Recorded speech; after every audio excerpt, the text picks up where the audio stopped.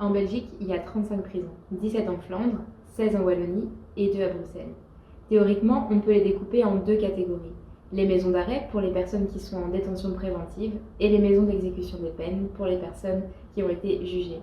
Mais tout ça est très théorique, notamment à cause de la surpopulation carcérale. Avant la crise de la Covid-19, la Belgique comptait environ 11 000 détenus pour un peu plus de 9 200 places.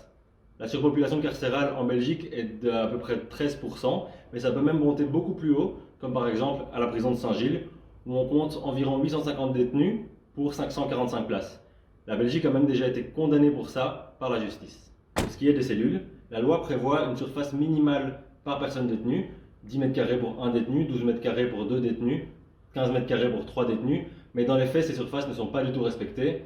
Les détenus sont souvent amenés à partager une cellule de 9 mètres carrés à 2, voire même à 3. Certains dorment sur des lits, certains sur des matelas posés par terre, et le mobilier n'est évidemment pas adapté au nombre de personnes qui vivent dedans. Ces 20 dernières années, le nombre de places en prison a augmenté, mais la surpopulation carcérale a augmenté aussi, alors que le taux de criminalité est lui resté stable. Le problème, c'est que le nombre d'entrées en prison augmente et que les peines sont allongées. En fait, en Belgique, on enferme plus et plus longtemps qu'ailleurs. Un détenu coûte environ 140 € par jour, et c'est sans compter les frais de construction ou les frais de pension des agents pénitentiaires. Ça fait environ 4 200 € par mois. 56% des personnes détenues étaient des condamnés, contre 36% de prévenus. C'est-à-dire qu'un tiers des personnes privées de liberté sont en détention préventive, en attente de jugement et donc présumées innocentes.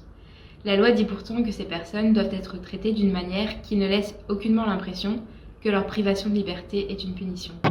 Mais comment peut-on être enfermé en prison et ne pas avoir l'impression de subir une peine ?